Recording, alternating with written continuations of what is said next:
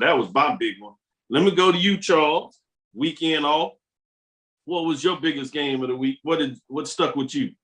The one that stuck with me was Benedict going to Fort Valley and whooping Fort Valley for their homecoming. That was huge. Yeah, that was old. They put up the belt.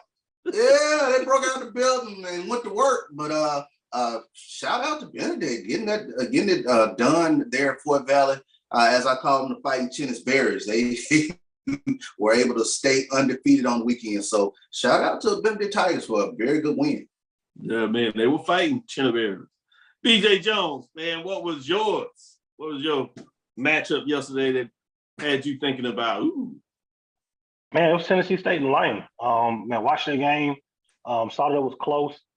I went in and took a letter, and Lane did everything to give that game away. Coming down the stretch, Lane defensively, they get a big stop. They take over at around the 40-yard line, and there is like a minute and change left. Tennessee State has one timeout. Lane goes 5 wide and throws the ball 3 times and runs like a total of maybe, I think it was like 14 seconds off the clock. And then you punt the ball, and it was a 15-yard punt. So you didn't really change field position at all. And at that point, I was like, man, Lane is just going to give this one away. And, Tennessee State drives down, you get the catch, and then you get the field goal. I was like, yep, Tennessee State's going to pull this one off. But, Lane fought back, and congratulations to Coach Byron Brown and those guys up there in Jackson, Tennessee. Yeah, that was big. That was big. With that, let me go to you, AD Drew. What was on your mind? What stuck out to you? Charles took my 1A game. My one C game was Albany defeating Miles, but my 1B had to be the double overtime Tuskegee Clark in the battle of student versus teacher game up there in Atlanta. And I'm sorry, but unfortunately, haven't seen any clips of that game. Was able to catch the radio broadcast on the Tuskegee Digital Network, but sounded like it was a very exciting game. I caught the end of that game, and just the fact that student beats teacher, the last time that these two will probably face each other, as Ruffin is retiring this year. I thought that was a good game for this week. Well, we officially outdone ourselves. We have the Aggie Aggie Classic, depending on which way you want to see it. I learned that much on the show today with us. So we're going to go with Jamie Walker. What are your thoughts in terms of yesterday's matchups? What stood out to you? Well, other than my own, I'm going to give kudos to Johnson. We'll go back to it. But Johnson C. Smith. Maurice Flowers, man, getting that first win and notching it over Elizabeth City State. Finally kind of being able to get over the hump. He had some times at Fort Valley, but went back to his alma mater and really had been playing good ball this year, but just could not notch that W. So it was a thing of them with the up and coming Elizabeth City State squad who was that perennial doormat, but really has played good ball. You thought coming into that game that it was a little more evenly matched, but as you could see, as far as the final score, Johnson C. Smith, I think after last week, them kind of predicting that they were going to win that game, kind of settled down, was a little more humble and said, we're going to go, play good ball. So they did, defeating Elizabeth City State handily and notching that first W of the season. So we'll see if they can have some momentum going forward, and we'll go from there. Congratulations, Coach Flowers. Man, that's a great call. Yeah, anytime you can notch the first W, that's a good thing. Let me go to Joshua Sim. Senior, what's on your mind? What stuck out for you yesterday?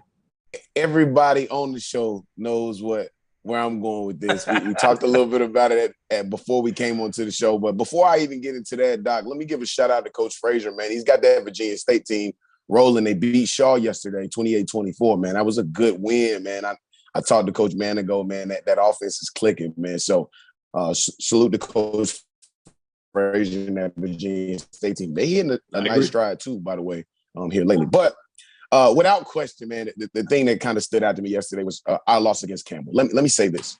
For those of the people who are listening and watching who may not be as abreast as it comes to football. He said our loss. Yeah, our loss. You know, we lost. You know, it hurt. I put out a tweet yesterday. I said, nobody that's a fan is hurting more than I am. Because I look at that team and I saw that. I saw a different team yesterday. But let me say this for those who may be listening and watching who may not be as knowledgeable as it pertains to football as most of us here on, you know, all of us here on the panel.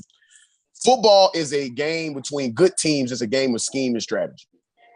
And so I have to give a major kudos to Coach Mike Minter and that staff at Campbell on the scheme and strategy that they came out with yesterday. I went back and looked.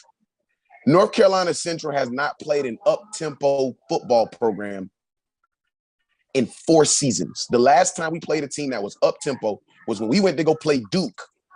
And they ran up tempo on us, and that was because they were FBS, and they just knew they could outpower us and outnumber us. So we hadn't played a team with up tempo in a long time. Kudos to Coach Mike Minter knowing that it was an evenly balanced game between, you know, the skill and the talent.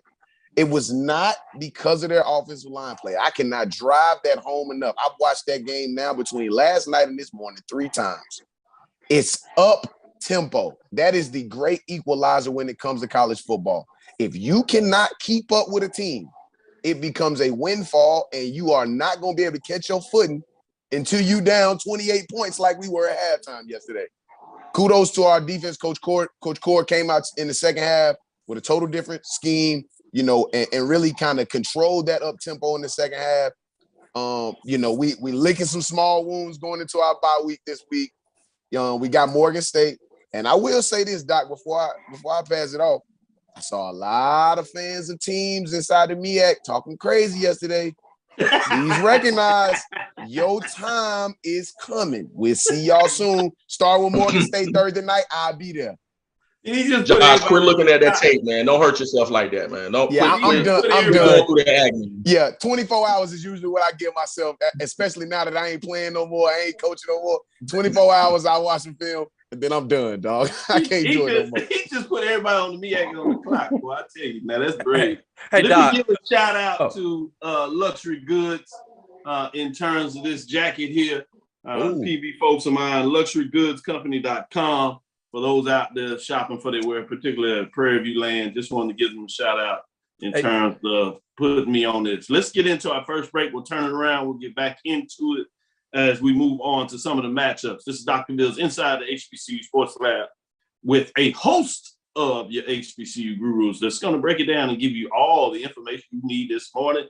Great matchups getting to week 5 as we start to talk about that. You snuck out there with some Virginia State and Dr. Henry Frazier III as he slowly, quietly, maybe with some getting it done. Big matchup for him as he goes home next week. We'll do that as a little tease. You'll get that in the fourth quarter for some official matchups of week 5. But with that going on, let's get into our first break so we can break down some of the matchups that happened yesterday that had you either excited this morning or going to sleep. When I say excited, you know, some people know what I'm talking about. Something about those classic trophies that are really nice. Stick with us. We'll be right back after this break. Support the Black College Sports Network so we can continue to provide you coverage. Go to myjbn.com/support and be a part of the Black College Sports Network. They can follow their dreams. Let's get back to getting ticks instead of watching flicks. Before we can safely get out there, we need the facts on COVID-19 vaccines. Visit getvaccineanswers.org so you can make an informed decision for yourself and for your crew. Charmin Ultra Soft has so much cushiony softness, it's hard for your family to remember they can use less. Sweet pillows of softness. This is soft. Holy Charmin. Oh, excuse me. Roll it back, everybody. Sorry. Charmin Ultra Soft is so cushiony soft, you'll want more, but it's so absorbent, you can use less, so it's always worth it. Now, what did we learn about using less? You gotta roll it back, everybody. We all go, why not enjoy the go with Charmin? Maureen is saving big holiday shopping at Amazon, so now she's free to become Maureen the Merrier. Food is her love language, and she really loves her grandson. Like, really loves. Since 2002, Empowerment Resources, Inc., a nonprofit organization, has empowered more than 1,500 youth and adults in Duval and surrounding counties through its programs Journey into Womanhood, Girls Mentoring, Life Skills for Teens, and Parenting Education Coaching. To get involved with programs, volunteer, or donate, visit www.empowermentresourcesinc.org. Follow us on social media, facebook.com/empowerment.resources and instagram.com/empowermentjax.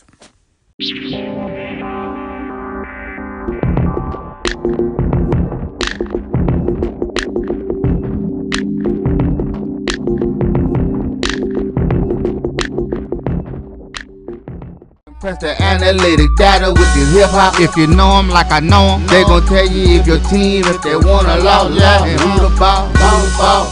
So listen to Professor, yes sir, and pay attention, cause he gon' teach a lesson. This is Dr. Cavil with Inside the HBCU Sports Lab. Let's break down some of these mid-major matchups. As y'all talked about, don't slip on what's going on in the mid-major land. They getting into some battle conference play. Let's start it up outside west of the Mississippi, furthest that is number 2 Langston Lions, 5-0 overall, 4-0 in conference play. They just continue to roll. They defeat Lyon Scots, historically white college, 1-4, 0-4, 43-3 was the final of that game. They were at home for that Sooner Athletic Conference. AD Drew, tell us a little thoughts in terms of what Langston continues to get done. Squarely the only NIA team up in the top 5, and they had number 2 getting it done. What are your thoughts on that matchup?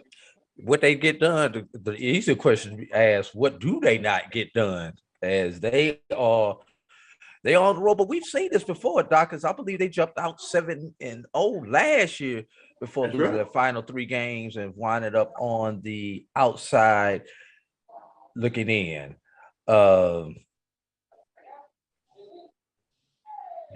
Just looking at the stats for this game, it was just a dominating performance by Langston, as they had.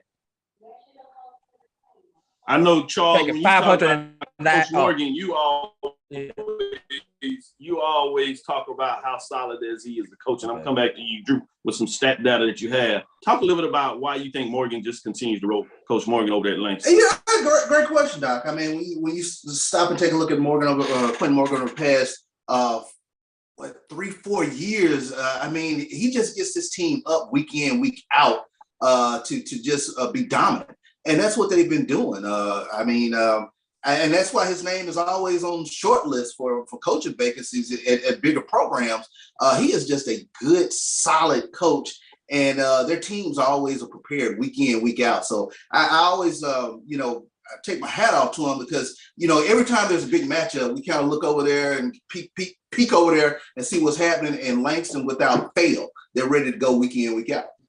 I like that, because that's right. We just kind of peek over there. Going back to you with some data points. What's some data points you got in some of those stats that stood out to you, Drew?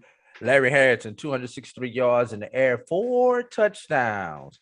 And Markel Scott and Todd Davidson combined for 150 rushing yards. Langston had 509 total yards of offense compared to 137 for their opponent.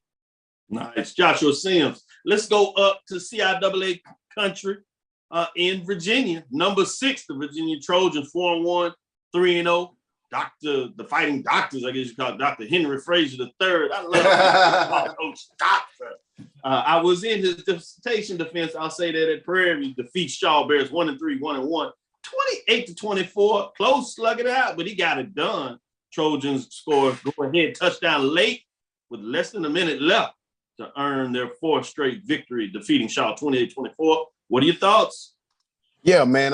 Coaches got Virginia State clicking on that offensive side of the ball, man. It was a tough game, 28-24. I did try to catch a little bit of that game, man. It wasn't a great defensive game, but what I will say is the offense was really clicking, man. Jordan Davis, man, the quarterback from Virginia State, Man, this kid is lights out, man. Coach Manigo, Lamar Manigo, who's the offensive coordinator there, he was my wide receivers coach, my position coach at North Carolina Central. He's the OC there. And, man, Coach Manigo has got this kid rolling. And if you talk to Coach Manigo will tell you this kid is smart between the ears, man. He really, really knows what he's looking like. Outside of that interception yesterday, that was it was like a forced mistake. That interception he threw yesterday was not, him making a bad decision as much as it was a little bit of pressure in his face. He had to let the ball go. Receiver did not come back to the ball. So he got an interception there. But outside of that, 16 of 31 for 257 passing yards, 2 passing touchdowns. He did a little bit on the ground too. Man, this kid, 33 yards yesterday on the ground. He scored 2 touchdowns on the ground. This kid does everything. All 4 touchdowns yesterday has something to do with Jordan Davis. And ultimately, when you see your offense is clicking like that and all of your offense is going through your quarterback like that, you feel like you're in a good position. Central's on a bye week next week. I've told myself I'm going up for that Virginia State Bowie State game next weekend.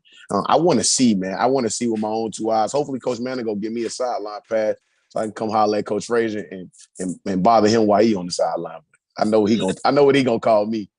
Exactly. Let him know that this Dr. Cavil's inside the HBCU Sports Lab will be repping, and he'll take care of you. That's what we do on the show. Yeah. We make it live like that. With that being said, quick pop quiz. Can Virginia State even put a scare in Virginia, or Virginia just keeps it rolling? I know that's a couple of weeks away, but it's like outside of Albany State right now, man. Virginia Union is the most complete team that I've seen this year. Give me some intrigue. I want an intrigue. I want to make it intriguing, bitch. I swear, brother, bitch, I want to make it intriguing. If Virginia State, here's what I will say, for some intrigue. If they can go up to Bowie next week. Keep it as a tease. Keep it right there. Keep it as a tease? All right, cool. All right, we'll leave the tease. Keep it as a tease. I didn't want you to put it out there yet. All right. We got a couple of weeks. Because I do have a theory, Doc, on how they can get it done. But I know we're going to want you to tune in as we get into it. We tease it out sometimes like that. I got you. As Charles said, man, give me some intrigue. BJ Jones comes to you since they talking about intrigue. This game wasn't intrigue. We thought it would be some top 5 matchup going into Fort Valley, Georgia. This is at home. Wildcat Stadium, SIEC East Division, the number 3 Benedict Tigers, 5-0, 3-0. They go on the road and take down a top 5 previously undefeated Fort Valley State Wildcats that are now 4-1, 1-1 in that East Division, 45-13. Man, what were your thoughts in terms of this matchup? Man, you remember back in the mid-90s when you used to throw the big fight parties for Mike Tyson fights? Yeah, I remember all the sub sandwiches and the pizza, and everybody comes over, and then you run to the refrigerator, and everybody goes, "Oh!" and fight over. That was this game, right? That was this game, man. We hyped this game all week, man. To me, it was my game of the week. Fort Valley, Benedict, both undefeated, divisional opponents, and Chinnisberry's teams do what Chinnisberry does. They run the football. They're physical up front. They dominated Fort Valley on both fronts, offensively and defensively. They forced turnovers, and Fort Valley could not do anything on the ground. Made them one-dimensional, man, and it was lights out. And it was homecoming at Fort Valley, so there was a lot of upset people down in South Georgia on yesterday. Ooh, good points, man. Yeah, that's what happens when you're the host and you're that good host, and somebody say, "Hey, you got a beer?" "Yes, let me get you one." Just as DJ Jones, and you just mad because you just spent all this money, all this food, and it's over with. It's time to listen to music. Oh my goodness. Doc, Fort Valley came into that game. They were the number 1 defense in the SIAC in terms of run defense, and Benedict goes for almost 3 bills on 299 yards. Zaire Scotland 4 touchdowns on the day. I got to take my hat off to Benedict. I didn't see it coming. I thought it was going to be like that old Tyson fight, like you said, where everybody's all excited, and all of a sudden it's first round knockout. That's what happened. Got 2 weeks, fellas. 2 weeks for the build-up. Albany State, Benedict, Albany, Georgia. I like it. I might have to go to that game. Football D2 writer hyping it up like he's supposed to. 2 weeks in counting. Boy, next week will be fun because it'll be time to really lead into it. Good build-up, AD Drew. Let me sneak over here to Jamie Walker and go back a little bit to Nashville, Tennessee, Hell Stadium, John Merritt Classic. North Carolina A&T is one of the teams Tennessee State was asking for, maybe to replace Jackson State in that classic. I don't know if they want the Aggies right now. They got a little bit of work to do up there in Tennessee State. With that being said, we're not asking you that question. But break down a little bit about Lane Dragons 3-2, 0-1. I know we opened up with a salvo, but let's go into numbers. Tennessee State did rush for 226 yards in that loss. What are your thoughts in terms of this matchup with the two teams that have the numbers on the helmet? Boy, it was fascinating watching it as the Lane Dragons improved to 3-2. Overall, 1-0 in terms of conference play. Tennessee State falls to 0-4. Oh, is it time to panic in Nashville? I think it absolutely is time to panic in Nashville. I think. Second head, yes. Go ahead, Jay. No, I think it absolutely is, because right now you're not sure what direction that team's going in, and really just overall they had a bunch of plans going into the season about what the future was going to look like, but right now they need to concentrate on the now and not next. When you're looking at that game, I'm gonna start off with Lane. They played UAPB really tough in Pine Bluff. And I knew going into this game that they would be able to sustain anything offensively that Tennessee State does, because Tennessee State's offense really hadn't been doing anything since the Eastern Washington game. It wasn't a thing they were able to power run or just really get anything up in the passing game. So Lane, I felt Lane was going to be in it from the rip. And just even looking at the numbers, Michael Huntley didn't even play. You're looking at McKenzie that came in 15-26. 173 yards and a touchdown.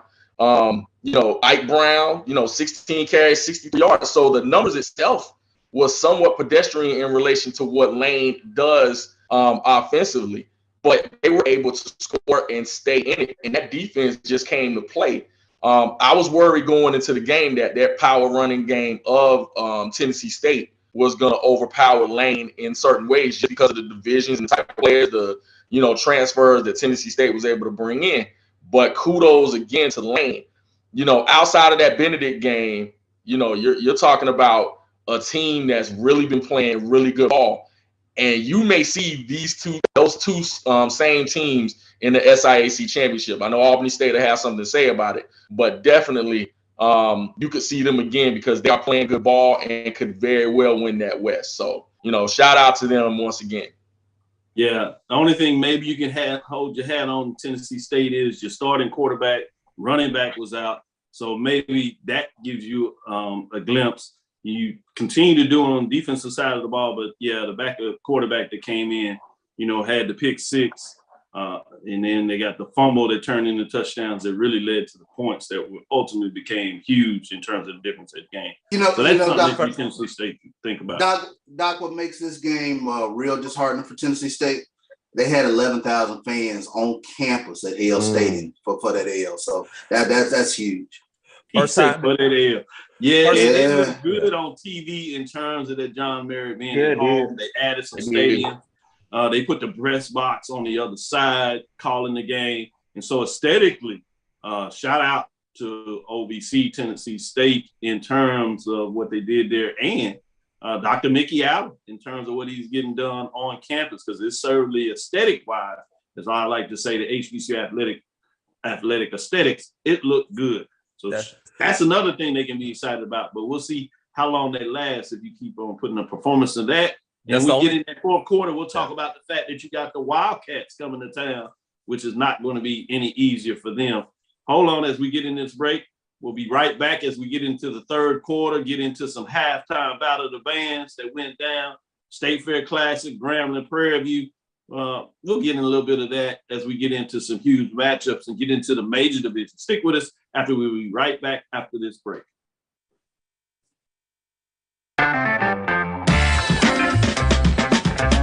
Your ad could be ran here. MyJBN.com/support.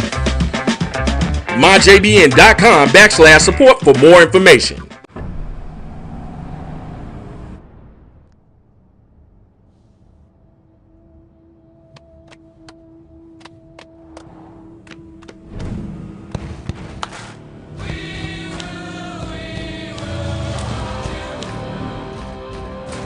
The new GMC Sierra with hands-free driving offers the most advanced and luxurious pickup in its class.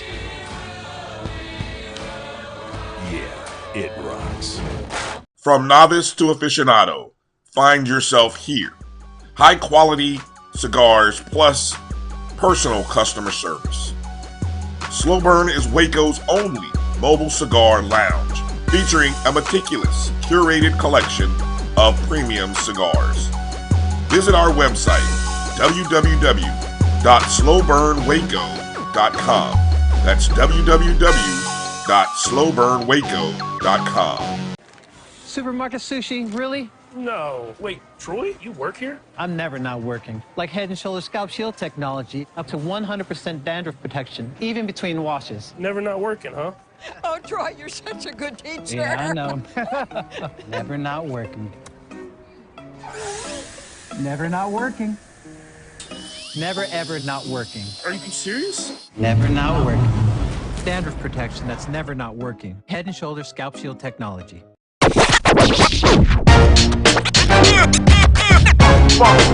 It's like a loop machine.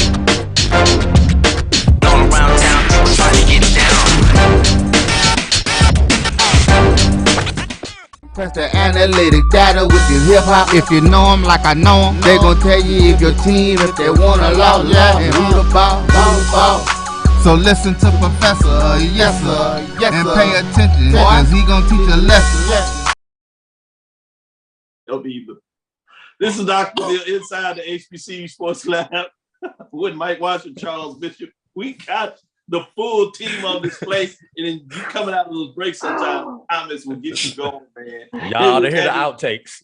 Exactly. Katie Drew, BJ Jones, Jamie Walker, Joshua Tim Sr., with the professors in the building giving you all types of breakdown of what's going on. Let's start it off with the Classic. Has jumped up over the attendance leader. I know it's early and we got some big ones coming with the Bayou Classic, obviously, Magic City Classic, Florida Classic. But right now, pushing over the Southern Heritage Classic to some degree is the State Fair Classic. It looks like attendance-wise, as they were over 50 plus. I think the count was 53, if I'm not mistaken, plus in that matchup. And it certainly looked good on television in terms of the crowd early. But essentially after the halftime show, they bailed out of there.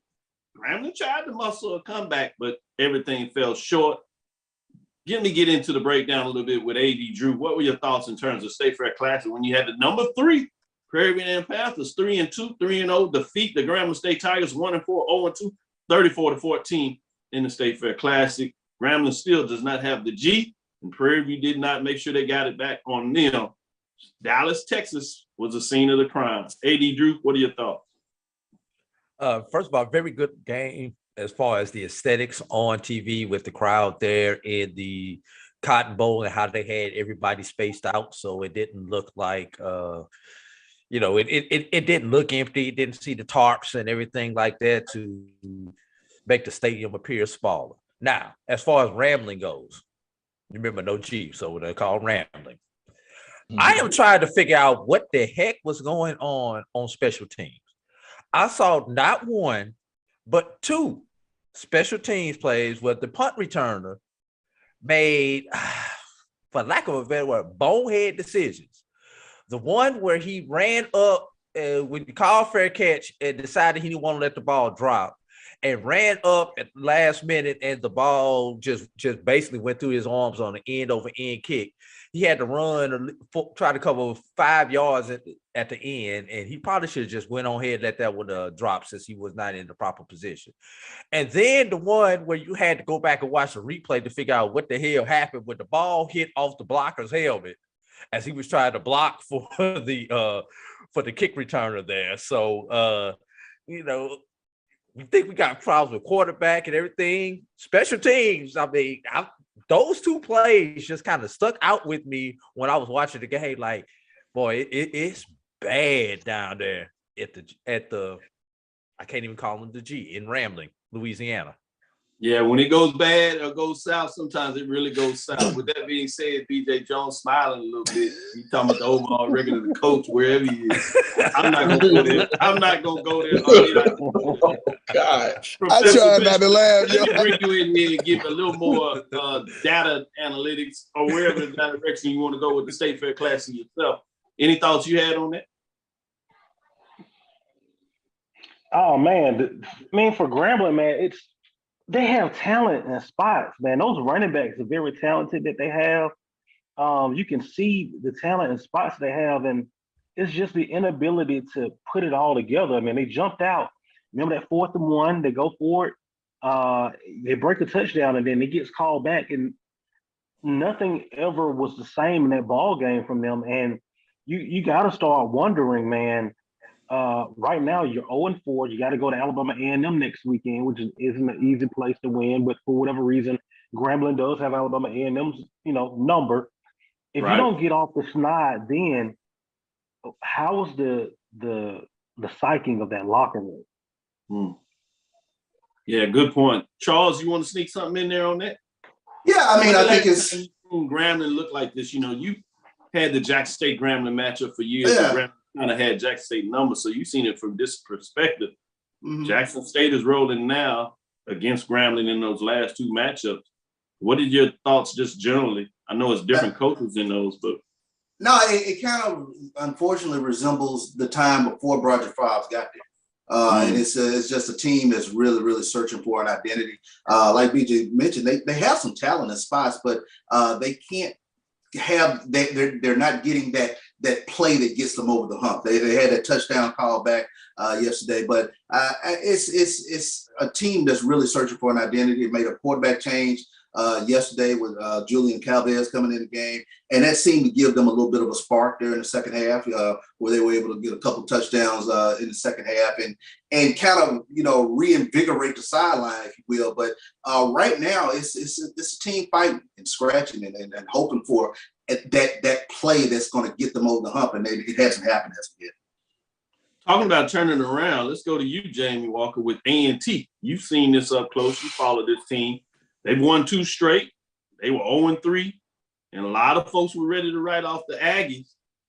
Fortunate for them, they hadn't gotten the conference play. This was first conference game in terms of before they go to Colonial next year, and it was against one of the newest members. At home, Truist Stadium, Greensboro, North Carolina, Big South matchup. North Carolina A&T State goes to 2-3, 1-0, defeating the Bryant Bulldogs 1-4-0 and won 24-13. Jumped out early in that matchup, came down and made some plays, which I thought were important to make sure they sealed the victory. What were your thoughts in terms of what the Aggies got done in their matchup yesterday? Well, I mean, it was a tale of two halves. A lot of it existed where you have to consider some things going into the season. Of course, losing their defensive coordinator to North Carolina Central, losing, assistant head coach Sean Gibbs, who's at Fort Valley. A lot of personnel changes and things of that nature. So the 0-3 start, yes, to somewhat to be expected, but changes is inevitable. But going into this ball game, Bryant had a decent passing game. They almost beat FIU earlier in the season, so it wasn't as they were coming into a new conference just being completely, devoid of talent. This is a good, passing ball game. But give kudos to, what, we do at A&T, and that is stop the run and run the football well. And that's kind of what it came down to, is going back to A&T football. Playing 4 quarterbacks wasn't necessarily in the plan. And as you saw the game kind of develop, you still ended up playing 2 quarterbacks with Eli Brickhandler being hurt possibly for the season. So, Jalen Fowler started and they jumped out to a 14-3 lead, and then they put Zach Yeager in, which kind of broke the momentum of the entire game, which was interesting. So I think they'll have to concentrate on what goes on there, because I think both are talented, but regardless, whoever can kind of lead this offense and make it stable, I think that's who you stick with. But, kudos to Bashul Tootin once again, toting the rock, 27 carries, over 114 yards, 3 receptions as well. So again, that's the bell cow. He was able to both begin it and end it when it comes to the attack. 4 interceptions for that Aggie defense. They're getting their corners back. They're getting a lot of personnel back. Jermaine McDaniel came back yesterday. So they were injured, but you kind of see them rounding into shape going into Big South play. 1-0 in the Big South so far. We'll see. As we can see, you can kind of see the teams develop in that conference when you see, the likes of Campbell and other squads that are, are reputable foes. But just give kudos to them being able to start and finish well with the running game. So looking forward to seeing, them go on a bye week and then, return with Edward Waters and Robert Morris. So right now they can get a few wins if they continue playing well. But they still have to continue working on the discipline part of their football. You can see that the secondary, which was a huge problem last year, rounding the shape with secondary coach Jason McCronos, who was really great coming points on the as your secondary, because as you said, they were weak point this year, and they kind of stood up and getting it done there in terms of what that looks like. So it'll be interesting, and a lot of folks had that Campbell at the beginning of the season singing up, and with what Campbell got done yesterday, you would think that too. Joshua Sims, I want to go in a different direction for you in terms of this matchup, because you kind of broke it down earlier. What do you do as you've been in the coaching foxhole over this bye week, if you would, to put yourself in position as you really get into conference play? What are your thoughts in terms of what that looks like after a tough road loss like this? Yeah, man. Even though you had a bigger road win, top 25, so now you kind of balance it off. You would think you get your players' attention. What are your thoughts in terms of moving forward? Yeah, and Doc, that was one of the things that I talked about this morning, even with some of my teammates, my former teammates, and we talked about how New Hampshire's offensive line was very similar to Campbell's, and we were able to utilize our speed and our quickness and a great scheme to be able to beat New Hampshire. Where it was with Campbell, it wasn't so much that. And the big thing, the number one thing that I'm hoping that we are able to do in this bye week is get healthy. Brandon Codrington and that broken hand. This is a preseason, all-conference, all-American, caliber player that we're missing out there on the corner. Yesterday, he tried to come in the game yesterday with a clubbed hand, and messed around and tweaked the ankle just because he just couldn't take it no more. He couldn't take seeing what was happening yesterday with that tempo. And, one of the things we don't believe at 1801 Fayetteville Street, we do not believe in moral victories. So I think the first thing we've got to do, Doc, is get healthy. The second thing we've got to do is recognize that Campbell game is not cognizant of the team that we have. We're 4-1 going into the bye week. We're right now still, even with what happened yesterday, we're the second best team in HBCU, in major division HBCU.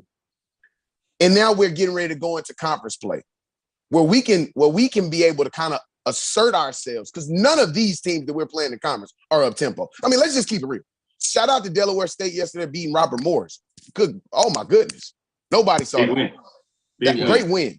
Shout out, Howard yesterday lost to Yale. South Carolina State this week has got to get ready to take on Florida A&M. Now we get a chance this week to sit back and see Norfolk State and Morgan State. And Morgan State play this week. We get a chance in a perfect week to sit back and see who the rest of the teams in the conference really are. We expose one part of our team that, I don't think that any other teams in the conference can be able to take advantage of. And if they can, we get enough time to be able to adjust our team and our players to get better. But the first thing at the very top of that list, Doc, is we've got to get healthy. We've got two offensive linemen in our depth that's down. Brandon Codrington's down. We got one of our running backs in that stable that's down. Couple receivers that are a little banged up. Let's get healthy, man. Let's get Davius back to 100% or as close to 100% as possible. We know when he's clicking, we go. So that would be the number one thing I would say, Doc. That is important in terms of health, and we know that attrition on the football field is deep and stuff like that. I see Charles back there smiling in terms of Jackson State just sitting back in the pecking house. Wait your time, it's coming with BJ Jones. What are your thoughts in terms of Southern and Pine Bluff as we got the He got his putter out. The golf club. Keep waiting, man. It's sitting fat. But we have a couple other teams that want their chances. We'll see. Homecoming is coming up for a couple of teams. But BJ Jones, Pine Bluff came back to when they got it done during the spring season against Southern. But it was a total opposite game this year. Southern Jaguars improved to 2-2, 1-1 in conference race, defeating Arkansas Pine Bluff 2-3, 0-2, 59-3, 28 points in the second quarter. Huge matchup. You would think that Pine Bluff 0-2 really falls out of the race in a lot of ways, and this is why, in some ways, this game was so important because one of the teams were going to essentially be out. It wasn't the Jaguars. What are your thoughts in terms of that matchup? The biggest thing, this is what you wanted to see coming off of a disappointing loss to Texas Southern. You talk about a weak man where your manhood, your moxie, everything that you are as a team, as a coaching staff, has been called into question. I'll just call it what it is. And it was really getting back down to basics. Go out and play the level of ball that you're capable of playing. And you're looking at that score. Southern still hadn't played this best game yet, particularly not on the offensive side of the ball at the quarterback position. We left a lot out there to be desired from a quarterback spot. Offensively, limiting the turnovers. Defensively, look, that defensive line, and I want to say we played 9 guys up there yesterday. They're special. All 9 of them. It's not 4.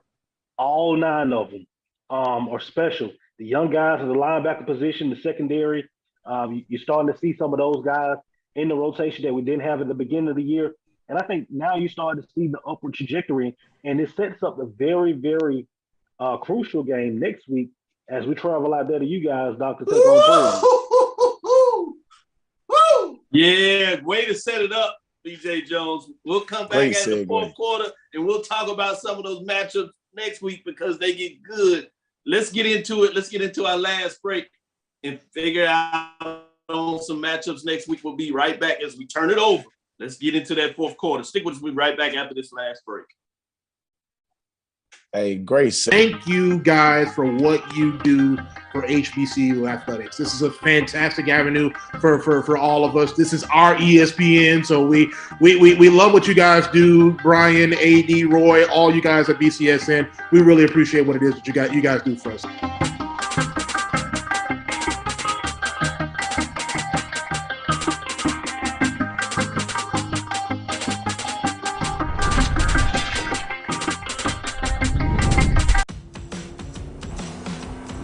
We'll be there soon.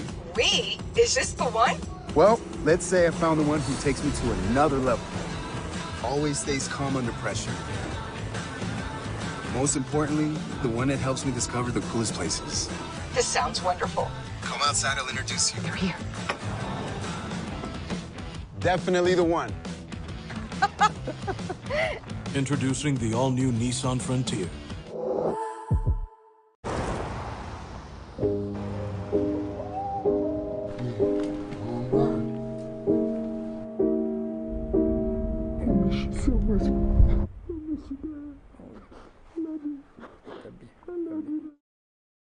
At CDW, we get speed as the new currency of success. Our team spends way too much time tending to outdated applications and software when they should be focused on driving application agility and innovation. CDW Amplify Development Services modernizes software and application development to help accelerate innovation and digital transformation. So you mean building new applications, UI, and mobile interfaces? Well, you said you needed to innovate more quickly. Oh, so he's a listener. To do more at scale, trust CDW Amplify Development Services.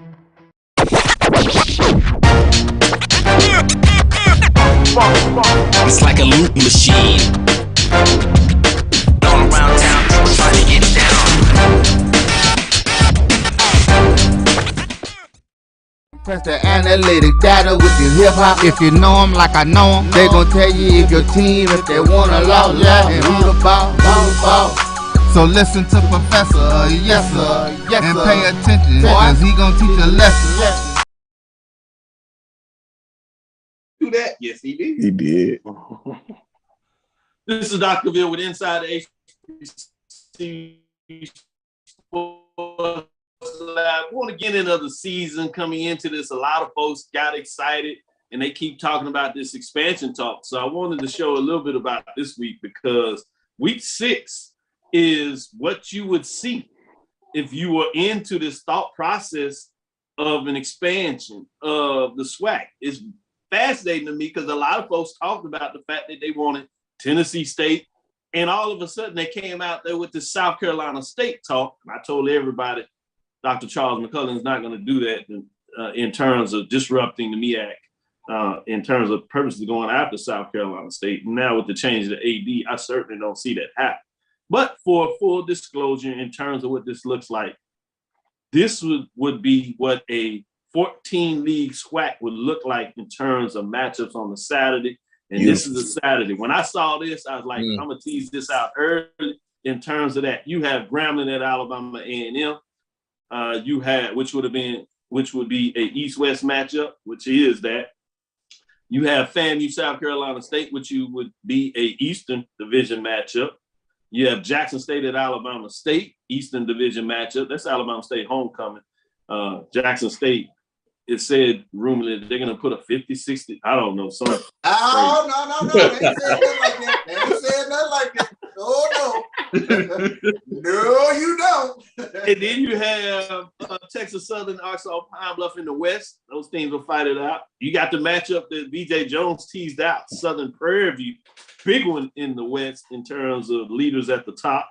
You have Bethune-Cookman at Tennessee State. That would be a Eastern Division matchup conference game. And now all of a sudden that Alcorn State Valley, you would think Valley would slide over to the West. So that would be a West matchup. So you see that obviously as we get into slide 2, I'm always pushing for the R2 framework of that. And so with 11 HBCUs currently, the SWAC has 5. If you bring in Tennessee State, I'm always pushing for the Atlanta market with Clark Atlanta University in terms of what that would look like. Now you would have 7 R2s. So if you get back into this third slide, you will see where you slide out South Carolina State and you put in Clark Atlanta there. That would be a Eastern Division matchup. So some talk in terms of SWAC hypothetical expansion membership for those that still are looking at that. But the big thing I wanted to point out is, wow, this is a big weekend in terms of SWAC, whether it's against OBC, Tennessee State member, or South Carolina State out of the MEAC, giving you another MEAC SWAC challenge. So it should be fascinating this week. So let's get into it a little bit when we talk about the matchup. Charles, as you are excited, I'm going to go to you first, Professor Bishop, in terms of what matchup this weekend or 2 that you want to tell people to keep their eyes on and why. Well, obviously, you got a huge one in the SWAC East, Jackson State and Alabama State. Jackson State going to Montgomery for Alabama State's homecoming. So let me do my part for Dr. Jason Cavil, as we giggled last night.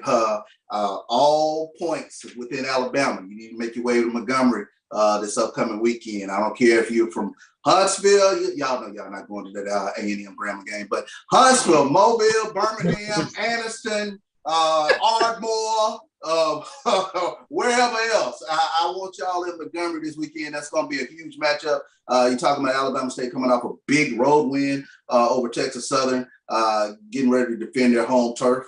They swarm as one is what they say. So it's going to be a great matchup. SWAC East, you get an opportunity to see who can really kind of take a firm grip of the SWAC East. So we'll see what happens this weekend. And then, of course, Southern in Prairie View. That's going to be a big one as Jag Nation comes to Houston.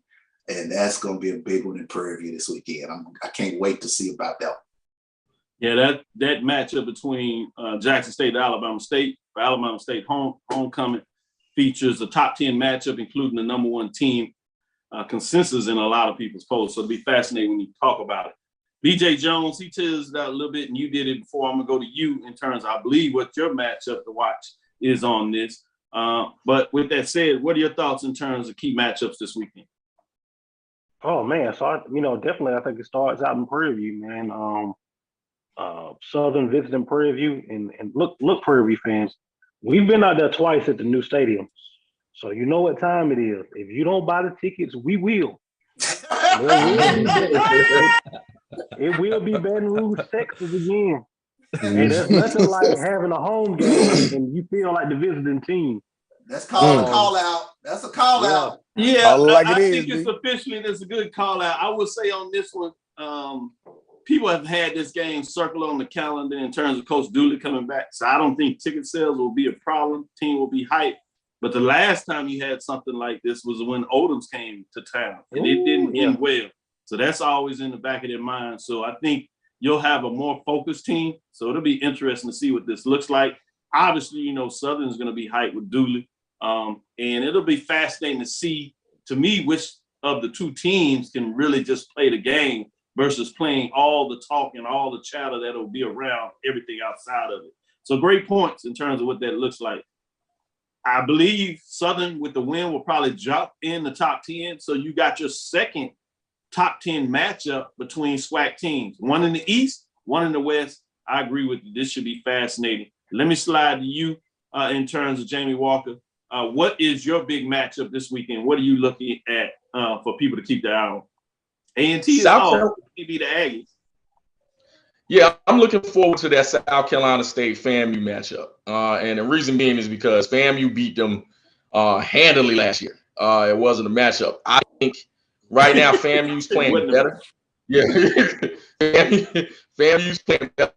But I think South Carolina State has something to show people that is still one of those tough outs. So I'm curious to see what happens going into Orangeburg and then, you know, playing, I think, that first home game. I think they've been on the road the entire season. So playing that first home game, what that'll be like in relation to can they kind of right the ship. Coach Buddy Pugh at his latest press conference, and tell you what, he didn't, you know, mix words at all. Said Corey Fields not playing well, and you know, he may have to go to the backup, you know, for just better quarterback play in general. And so I think they're getting healthy as well. So I'm curious to see can they right the ship, man, and get back on track and get back to South Carolina State football. Yeah, they have the extra week, a couple of days when they played on Thursday. It'll be fascinating to see what's going to go in that matchup in terms of that. Hey, Jamie, does Shaq Davis have a boat in that? I mean, no, he can't take my quarterback, Corey Fields, out. No. I think Shaq Davis, like whoever throws us up there, I can care less. He playing stuff down. Put it close. Just put it close. Yeah, let me go to Joshua. In terms of another Eagles off this weekend, so you got to go off the board. What has your view? What is on your eyes in terms of the matchup this weekend?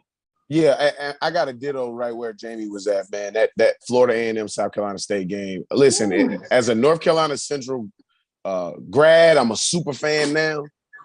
I want to see Corey Fields stay in there. Keep him in there, coach. Don't take him out. Keep him in there as long as you need to. Wow. Oliver Dawson Stadium is gonna be on point, man. I played twice inside of that stadium.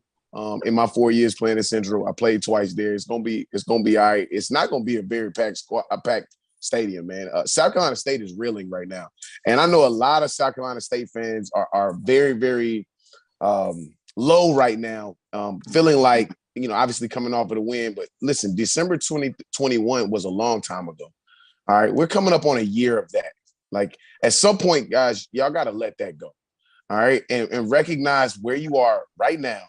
And make the changes most definitely on the offensive side of the ball right now, man. If South Carolina State's going to have a chance in the MEAC this year, Morgan State looks good. And you know what I mean? So if you're going to have a chance this year, you got to make the changes on offense. I was joking about keeping Corey Fields in there, you know, half-heartedly. I was joking, but the truth is they got to make some changes, man. That offense does not look fluid. And outside of Shaq Davis, man, they are one of the most inefficient offenses in the entire country. So when you look at that and you look at how inconsistent they are at every other position other than where Shaq Davis is at, you got to imagine that they're going to try to do what they can against Florida A&M this weekend. But I don't see it coming out very well for those South Carolina State Bulldogs. So that's just my perspective, man. That's the game I'm looking at because I want to see South Carolina State. What are they going to look like? Who are they? So. Yeah, when you talk about that, also South Carolina State defense is not as playing as well as a lot of people thought they would coming in there. So it's interesting. You teased out a little bit because I thought you would go maybe MEAC, but you got it in there, Morgan State and Norfolk State. So that does have my eyes on that one. So let me go to AD Drew and see what his thoughts in terms of this weekend, which direction he's going. You know, he likes to sneak in at mid-major. I wonder if he's going there or if he's going to stay in the major division. What game are you looking at, AD Drew? I'm contractually obligated to pull a mid-major game for inside the sport, HBCU sports. Yes, you are. Yes, you are. And I am going to use that disclaimer in the contract. I am not going with the SIAC game as my matchup to look at. Nice. I am going on to the CIAA homecoming at Virginia State, Bowie State. Yes, sir. Y'all think y'all got it bad in the SWAC where y'all schedule some of the wrong teams for homecoming? Who the hell puts Bowie State as your homecoming opponent if you're in the CIAA? That's number one. But probably even more importantly than that for Bowie State, the fact that they are Virginia State's homecoming opponent. This is an elimination game for Bowie State. They lose this game, they are out of the race in the North. Virginia State can afford the loss because they still have the head-to-head matchup with Union. But for Bowie State, 2 losses, CIAA North, it's over. Mm-hmm. That's a good one. Good one when you talk about that. I like that. And you got Dr. Henry Frazier going home to his alma mater in terms of that matchup and where he started his not just playing career, but also his coaching career. So full circle in a lot of ways. So I'm fascinated with that matchup on so many different ways and different levels. So I really appreciate that you put that in there. I'm going to sneak off the board a little bit and go to Nashville with Bethune-Cookman going into Tennessee State. Obviously, both teams are wanting a win bad, no more than Tennessee State. But they like to believe that HBCUs, particularly the SWAC, that they are superior, are supposed to be better than those. That's not proven to be the point right now. So I think it's going to be interesting. You know Bethune-Cookman is going to fight hard. They can put up points, can play some defense. And so with the offense struggling for Tennessee State, I think that is something to think about. And when I say offense, going back to what you've seen with South Carolina State, it really points at the quarterback play specifically. Obviously, they can run the ball, which you see in South Carolina. So those are some matchups where in some ways you think the season might be on the line in terms of tilting the wrong way for some of these teams. So that's another reason to really keep your eyes on some of these good matchups. But I think in a lot of ways, all eyes are going to be on the SWAC this weekend when you get the extended SWAC play, as we talked about, expansion or not. Those non-conference matchups are going to be fascinating, and they're pointing there. Kudos to the MEAC in terms of their conference game as they get into it. I think that'll be interesting when you think of Oregon State, as y'all said, and then getting into that CIAA play, and SIAC just continues to tick along. So fascinating. Great job for everybody. Thank you for listening to Inside the HBCU Sports Lab. Make sure you share our podcast with your friends and colleagues. I am Dr. Kenyatta, the Dean of HBCU Sports, coming from inside the lab in the College of HBCU Sports with Mike Washington and Charles Bishop. Mike's out on assignment. Shout out to the lab listeners getting up with us early this morning, getting into some of the HBCU talk to find out what took place on Saturday, to see if they agreed with our analysis and what their thoughts were, getting in there, understanding. We get into week 5 as things get a little interesting. Week 6, if you're talking about week 0, counting as things start to shape out. We're going to look at those pretenders and contenders as things start to march into October. You get into October season. And as you see with the jacket, we're getting into that fall serious weather. Shout out again to Luxury Goods. Shout out to them in terms of giving me this jacket. LuxuryGoodsCompany.com. You can check them out. LuxuryGoodsCompany.com. Shout out to them. With that, again, we want to thank you for listening to Dr. Mills Inside the HBCU Sports Lab with Mike Washington, Charles Bishop, every Tuesday and Thursday at 6 o'clock. Sunday at 9 o'clock, we get up and give you your latest and what took place on Saturday. None other than the Better Brothers right here with Charles Bishop, A.D. Drew, Jamie Walker, Joshua Sims Sr., and B.J. Jones. Check them out as we continue to move the needle for you all. Follow me, Dr. Kenyatta Cavil, on Twitter, Facebook, Instagram. That's DrKenyattaCavil. On Tuesday, B.J. Jones drops his top 5. We'll see Joshua Sims said that number 2. We'll see what BJ Jones thinks of that as he drops his top 2. And check him out that night as he gets into his Twitter spaces. And then we roll over Wednesday when you got Joshua Sims Sr. on Wednesday doing his Twitter spaces. Love to see that these two brothers got together and said, let's break this up. Smart move. And now both of them have time and spaces and they join each other. Check out those spaces. Great dialogue in terms of weekly updates. And these folks get into the numbers. They talk football. So if you want to be in the football head, do it. They also have a little fun. They know how to stick it to each other. So you get that too if you're into some of that SWAC, HBCU, MEAC, SMAC, as you say, big down deep in the SWAC territory where it's ugly in the SWAC. You've heard that before. It's rough in the SWAC. Officially is what they call it.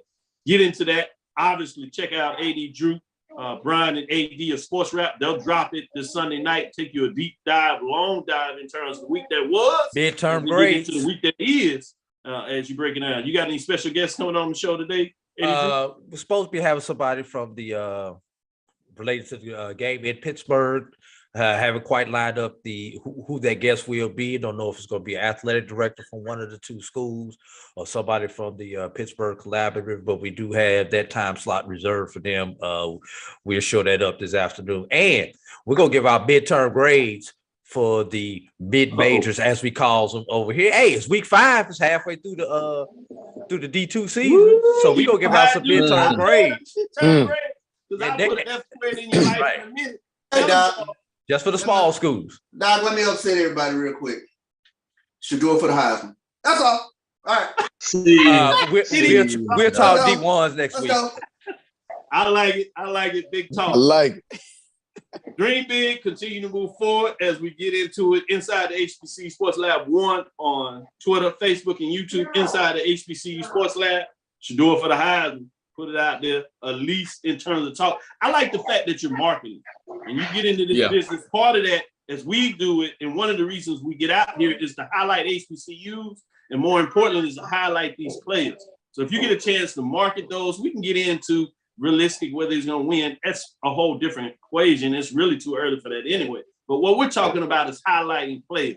All the conversation. That's what we do on this show on Sunday is to talk about coaches, players, some degree ADs and presidents, chancellors in terms of the business, obviously those in the conference office that make it the wheels go around. But let's continue to highlight these players as we get into it. With that, dream big, continue to move forward. We will talk with you soon. Charles?